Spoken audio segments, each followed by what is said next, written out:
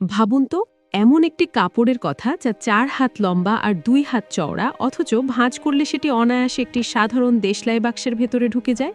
কিংবা এমন একটি শাড়ির কথা চিন্তা করুন, যা দৈর্ঘ্যে আস্ত একটি ফুটবল মাঠের অর্ধেক সমান হওয়া সত্ত্বেও একটি আংটির ভেতর দিয়ে অনায়াসে পার করে দেওয়া যায়। অবিশ্বাস্য মনে হচ্ছে, কিন্তু আজ থেকে কয়েকশো বছর আগে বাংলাদেশের ঢাকায় ঠিক এই জিনিসটি তৈরি হতো। একে বলা হতো মসলিন, বাংলার এক হারিয়ে যাওয়া জাদু। কিন্তু প্রশ্ন হলো, পৃথিবীর সবচেয়ে দামি এবং সূক্ষ্ম এই কাপড়টি হুট করে পৃথিবী থেকে ভ্যানিশ হয়ে গেল কেন?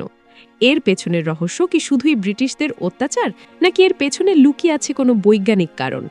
আজ মিস্ট্রি সলিউশনসের এই ভিডিওতে আমরা মসলিন কাপড়ের সেই অবিশ্বাস্য রহস্যের জট খুলব এবং জানব কিভাবে আধুনিক বিজ্ঞানীরা শত বছর পর এই অসাধ্য সাধনের চেষ্টা করছেন। মসলিনের ইতিহাস কোনো সাধারণ কাপড়ের গল্প নয়। প্রাচীন রোম থেকে মুঘল সাম্রাজ্য পর্যন্ত মসলিন ছিল আভিজাত্যের চূড়ান্ত প্রতীক।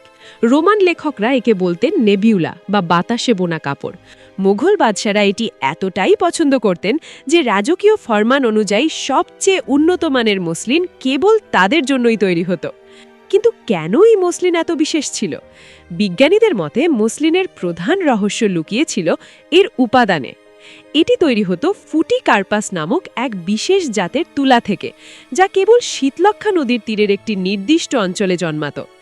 এই তুলার তন্তু ছিল অদ্ভুতভাবে ছোট এবং রুক্ষ, যা সাধারণ বুদ্ধিতে সুতা তৈরির অনুপযুক্ত বলে মনে হতে পারে।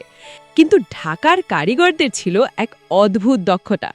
তারা কেবল হাতের স্পর্শে এবং বাতাসের আর্দ্রতাকে কাজে লাগিয়ে এত সূক্ষ্ম সুতা তৈরি করতেন, যা আজকের আধুনিক কোনো মেশিনও কল্পনা করতে পারে না। কিন্তু মসলিনের আসল ট্র্যাজেডি শুরু হয় ১৭০০ সালের শেষ দিকে, যখন ব্রিটিশ ইস্ট ইন্ডিয়া কোম্পানি বাংলার নিয়ন্ত্রণ নেয়।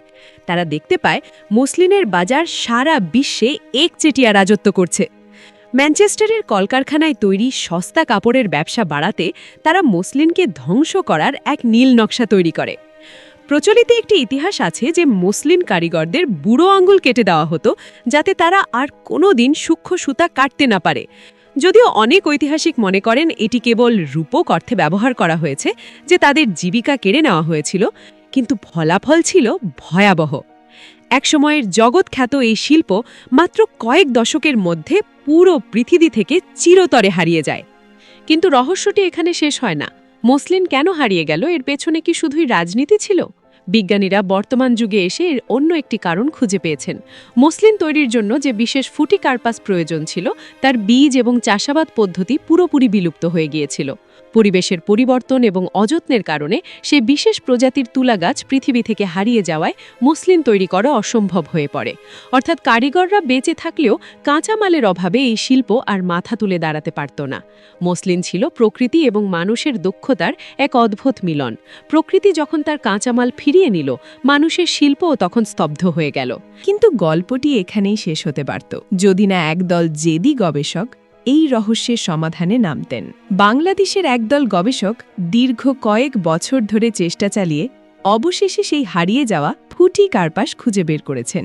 ডিএনএ টেস্ট এবং প্রাচীন মসলিন কাপড়ের টুকরো বিশ্লেষণ করে তারা প্রমাণ করেছেন যে হারিয়ে যাওয়া সেই উদ্ভিদটি আসলে বিলুপ্ত হয়ে যায়নি, বরং বন্য অবস্থায় টিকেছিল। তারা সফলভাবে সেই তুলার চাষ করেছেন এবং দক্ষ কারিগরদের দিয়ে আবার মসলিন কাপড় তৈরি করার পথে অনেকটা এগিয়ে গেছেন। এই সমাধানটি আমাদের দেখায় যে বিজ্ঞান এবং ইতিহাস যখন এক হয়, তখন শত বছরের পুরনো রহস্যকেও পুনর্জীবিত করা সম্ভব।